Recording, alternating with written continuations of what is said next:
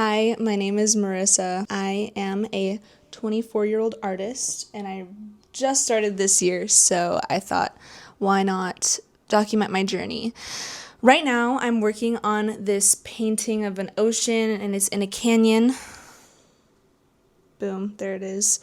And I just sketched out everything that I want to add to it.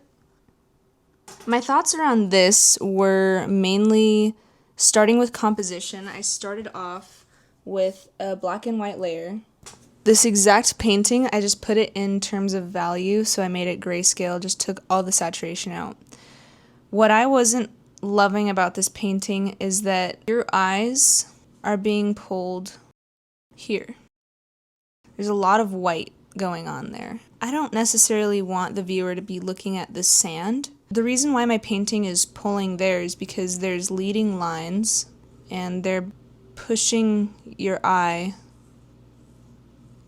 here. I know that I probably won't be able to change all these lines and change the converging point, but I wanted to give the viewer something else to look at. So the first thing that I did was I darkened a bit of these features to take away some of the lighter value, darkened the bit over here to push your eye in again, and then I made this sand color a little bit darker, added a hill here, and changed the value of the hill so that the point up here would be what you're drawn towards. I also changed the value of the sky, made it brighter here and darker up there. And now you can see that the painting's leading you more into this ridge than it is into just the sand. And I just played with that for a while until I got something that I liked.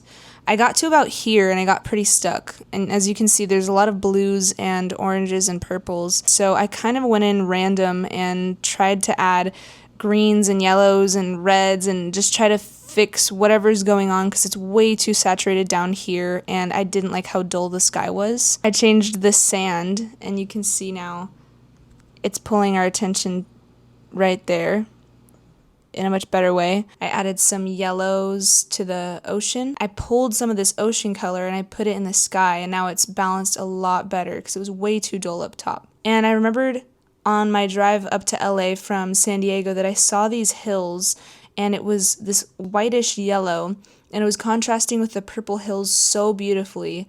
I decided to add some of that whitish yellow. As you can see, this is kind of just smeared detail. I don't know, I might round it off, I might make it square. I'm not sure how I'm feeling about that. But yeah, hopefully you can kind of see the value, how it creates composition on the page. I'm going to take all the saturation away and now your eye has so much more to look at than just the sand. The whites really bring your eye in here. The flower is now breaking up this huge dark spot. The light, it was right here when we first started, but now it's traveled up here. I hope that was a okay explanation of how I created composition on my piece. This time I just tried to focus on my leading lines and color value as compositional elements. This is something like super duper new to me and something that I literally just started learning about, but as I keep making art, I hope that it becomes easier. There's a lot of technicality to it sometimes, if you want there to be. It just helps you understand what you're doing a little bit better.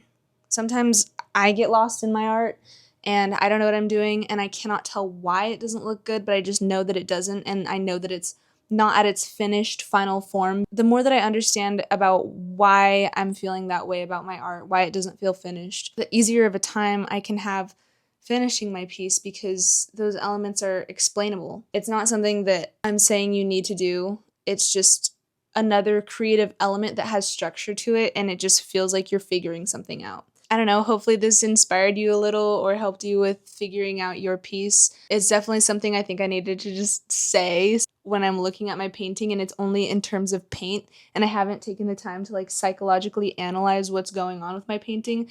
Sometimes that's the key, you know? So maybe try to look at your painting and verbalize what's going on.